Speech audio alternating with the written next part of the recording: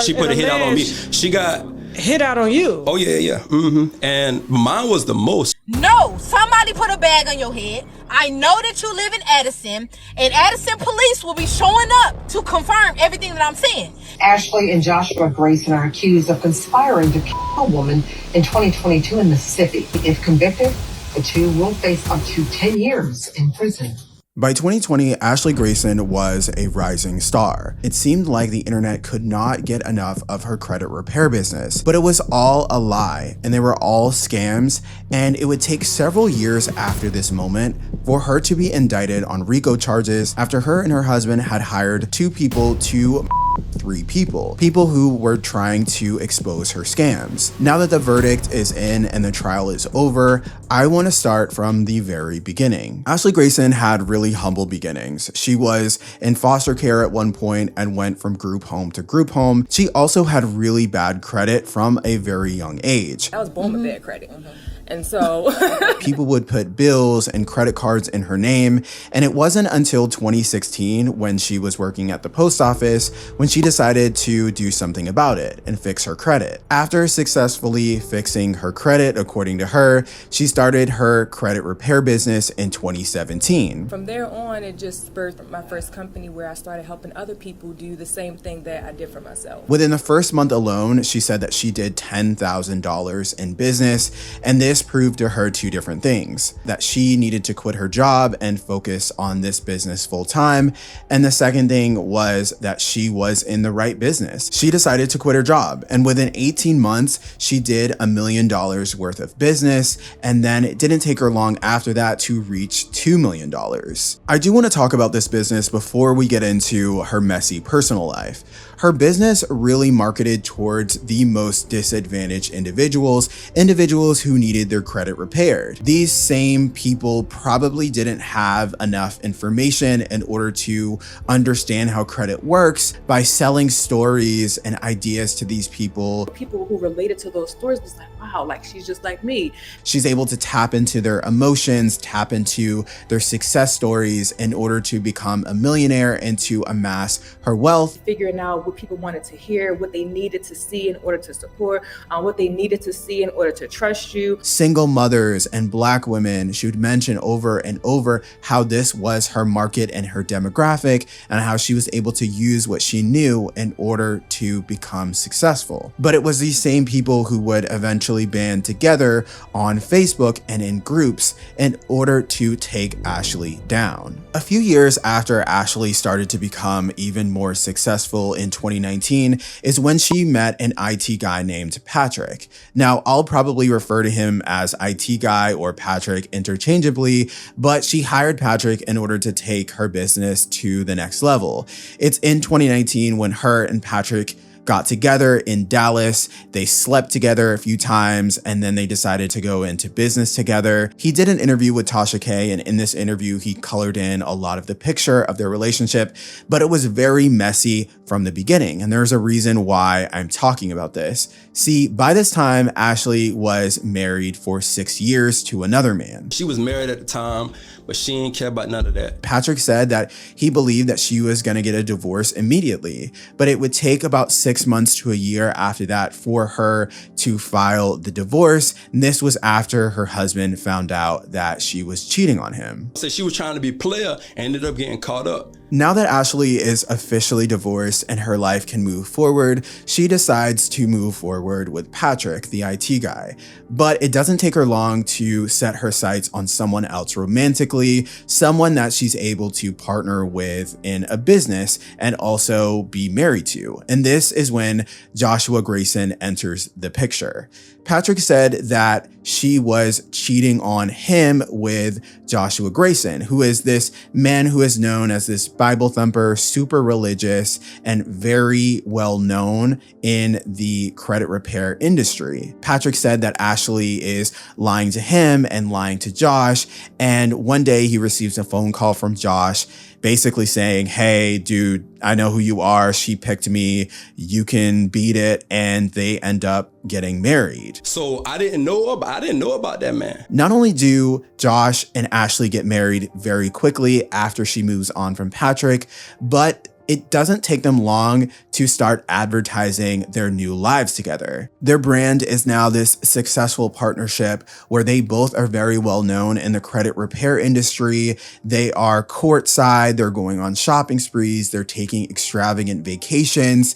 They had a very extravagant wedding as well, where Monica performed. They are becoming even more powerful. So is Ashley's business. Now, allegedly, she has one that she offers for $1,000, and she has a bundle pack where she offers for $2,000. I mean, people all over the world are saving their coins, their pennies, their dimes to be able to attend this digital course recipe to potentially become a six-figure business owner. Ashley, by this time in her peak, is charging double and triple for her courses and for her credit repair work. And this is when her downfall begins. Now I want to introduce you to a woman named Sherell Hodge. Sherell Hodge is a woman who paid for Ashley's services. She wanted her credit to be repaired. She wanted some things removed from her credit. And she said that Ashley was telling her that this was happening, but Ashley was lying to her. And Sherell said that she was checking after Ashley. Ashley would say that things were removed, things were repaired. She would go on to TransUnion and find out that Ashley was not telling the truth. This is when she said, "I demanded a refund from Ashley." Ashley responded by saying, "No, you're not only not going to get a refund, but I'm going to report you to these same credit repair agencies that you're trying to get me to help you with, and I'm going to have your credit impacted even more negatively." And this is when Sherell decides to do her due diligence and go on Facebook to try to figure out if there's anybody else in the same situation. During this time is when she finds that there's a group of individuals who are going through the same thing that she's going through, the same people that Ashley has targeted, these same sort of individuals who need this credit help. And then Sherell, after gathering all this information, goes to TikTok and creates a viral video. Legends say that these two right here are some elite scammers. In this video, she not only details how Ashley's business started, which is from a lie, but she talks about the reviews that Ashley has received. You see this beautiful lady right here? You see this beautiful lady right here? You see what appears to be another review from one of her businesses. This nice, kind, educated lady right here. I don't know if I posted her, but her too. With this lady posting all these people, oh, let me congratulate my DCR cousin. Let me congratulate whoop-de-whoop-de-whoop with their success stories. Why is it that they never in the comments saying, oh, it's all praise and honor to you? It's how, whatever it is that they would say to somebody that showed them how to generate money. According to Sherell and information that we now know, Ashley lost 2 fingers when she worked on an assembly line. She got 1, 2, 3, 4, 5, and then right there she got 1, 2, 3, and then the thumb on the other side. But let me show y'all a better picture. But bam. She ended up suing this company and received a settlement. This settlement is what she ended up using to start her credit repair business with. So it's not that she received this money within 18 months and there's this success story from the very beginning. She got this money from a lawsuit and she was able to use this alleged success to create this business.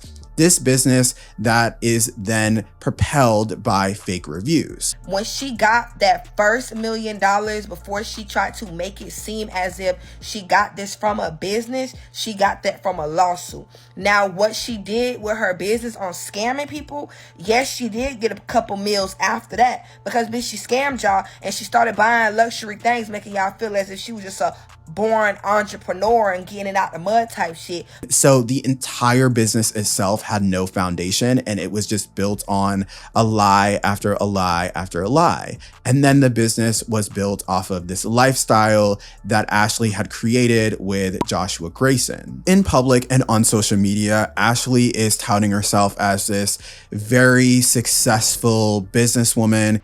Hey everybody, I'm Ashley Massengill, who's wearing this designer and going on these vacations, and she's really scamming people with her lifestyle. But behind closed doors, Ashley is panicking. She's realizing that people are figuring out her business. People are figuring out how she allegedly initially made her money.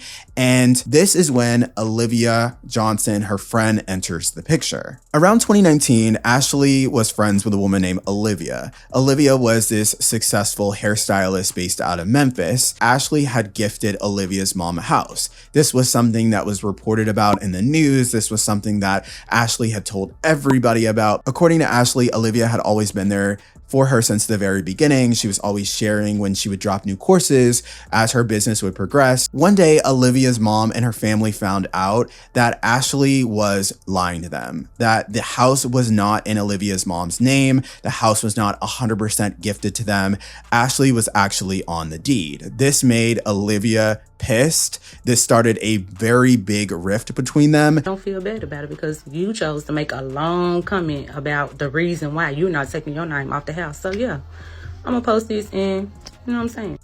And like literally, Ashley didn't talk to me about this. Like all you had to do was say, okay, Olivia, me and your mama not gonna be on the house. And I could have agreed or disagreed. You didn't have that conversation with me. And quit saying my mama signed something. My mama didn't sign nothing. And it's because of this, allegedly, that the murder for hire videos are leaked to the public. Dude, that'd be good shit. If I could get some cool right now for that nigga, I know it would come back to us like I would. I mean, outside the country to pay for something that has another one. We got to I would get it done tonight. I would pay extra for that thing. We got paid 50, 60K to get that thing out. And I got like everybody. That was about Patrick. In these videos is a conversation between Olivia and Ashley, where Ashley is contemplating who she wants to hire to carry out a hit. One of the groups of people is Olivia and her boyfriend. Olivia is asking her questions about when she wants it to happen, when it's going to happen, and they're going back and forth, sort of spitballing who they want to bring in the mix. And you know, I was talking to Bernie. I was talking to Bernie about the Sherell stuff. I was like, we need to just leave her completely alone because there's too many eyes on her. There's too many eyes on her. Josh said that earlier. Josh said she got too many eyes on her now. And then the TikTok thing, because I was like, damn, it's just her right now. But if something happened to her, this going to be in front of everybody. Mm-hmm. And then they're going to be like, all of a sudden, she was making all of these and blah, blah, blah. Josh said that this morning. He said, there's too many eyes on that girl right now. I said, well, it's not going to die down. And he was like, well, it's just too many eyes on that girl right now. He was like, we don't need to be involved in that. And he was like, oh, let's think and get somebody else to do it. And then he was talking about you and Brandon, too. Girl, no, we done already been through there. Through Derricka house. That fast? It's gonna be real easy to get her. It's gonna be real easy. So that's what I was trying to see, like with the money. Like, did you want us to come out there like tomorrow or what? Like, I'm trying to see, cause like. Well, when y'all gonna do the thing with Derricka? Because Josh gonna try to come after y'all do it. And like, you don't want her hurt, and they just want her gone. You know what I'm saying? Yeah, out of here. Okay. That will put my address out for over 100,000 people to see. Mm-hmm. The videos ended up making their way onto social media, and this is when Ashley panics even more. In the videos that have leaked, Ashley is talking about a woman named Derricka, and Derricka is a very well-known businesswoman and someone who has been very outspoken against Ashley and her scams. Around this time, Derricka and Ashley were beefing. They were going back and forth. There was a post on Facebook that went viral that Derricka posted about Ashley. So you can tell in the videos that leaked about the murder for hire plot, Ashley was 100% ready for Derricka to get wiped off the face of the earth, and it's because they had a lot of back and forth on social media around this time. Derricka was informed that there was a bounty on her head and that she was in imminent danger. They actually had to put her specifically up in a hotel room. There is the second person, Sherell Hodge, who had a $20,000 bounty on her head.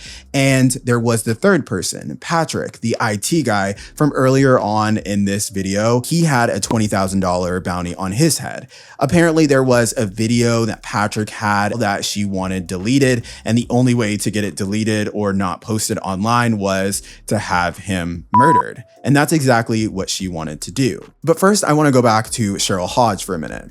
As Sherell Hodge is creating this TikTok series, talking more and more about these scams, she starts to notice weird things happening in her life. She's getting strange knocks on the door. She's getting strange phone calls, strange voicemails, one of which she said she received one day, and it was somebody warning her that there was a hit out on her life. It's mentioned that there is a bounty on her head and that she needs to be very careful, and that they're trying to reach her and get into contact with her, and they haven't been successful. This is when the police are able to clarify to her that there is definitely a bounty on her head and she needs to be careful. She needs to be aware of her surroundings and let them know if anything out of the ordinary happens, reiterating to her that there is danger, and she just doesn't really know what to do with this information. Around this time, Ashley must have been tipped off that there was an FBI investigation because she tried to throw the scent off, at least in the courts. She ended up filing a defamation lawsuit, and because of this, she felt like it gave some credibility to her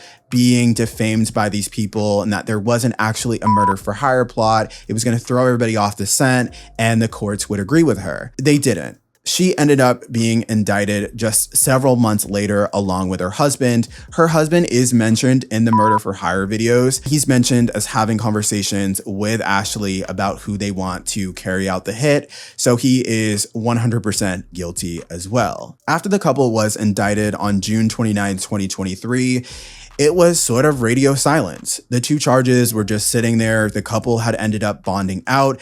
Ashley was pregnant as well, so I'm sure she got a lot of rest during that time because she definitely was going to need it up until this week. And it wasn't until this week where I feel like the topic came back up on social media and it was brought back to the forefront. The trial was very fast and there wasn't any media reporting that I could really see. The cameras were not allowed in the courtroom. I feel like I've been paying more and more attention to court trials, especially the Young Thug Rico trial nowadays, but the courthouse had no cameras. But Sherell Hodge was in the courtroom and so was Patrick, the IT guy.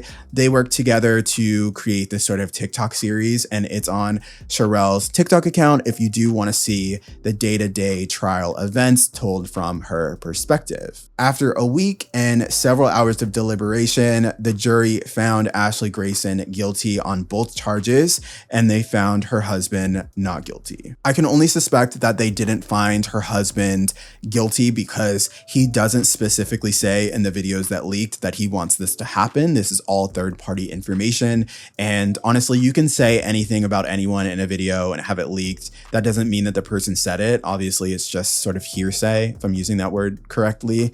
And that's the only reason why I can imagine that he was not convicted. Now that Ashley and her husband have been convicted and not convicted, Ashley is back home on house arrest. She will not be going to prison until she has her child, and I believe the sentencing is coming up, so I'm excited to see if she's going to get the maximum. And I can only imagine that the judge will give her some sort of leniency because she is pregnant and is about to have a child. And to that I say, give her the maximum. She deserves it. From the very beginning, she has been trying to take advantage of these people that she has said in interview after interview that she relates to the most, selling them these ideas on a better life and a better future based on the information that she has. And I'm honestly sick of these fucking classes. I'm going to be quite honest with you. There's always these classes out there that are like, be better, do better. Here are my tips. Here are my tricks. And a lot of this shit you can find online, and it's just a very get rich sort of quick way. And people are just creating these classes out of thin air that really don't do anything. They act like this is proprietary information that nobody else knows. And it really is just regurgitated bullshit from TikTok, just preying on communities that they are a part of. I believe that she should be an example to all people out there who think that this is a great idea. Thank you so much for watching this video. Don't forget to give it a like and subscribe on your way out. And I will see you guys in my next one. Bye guys.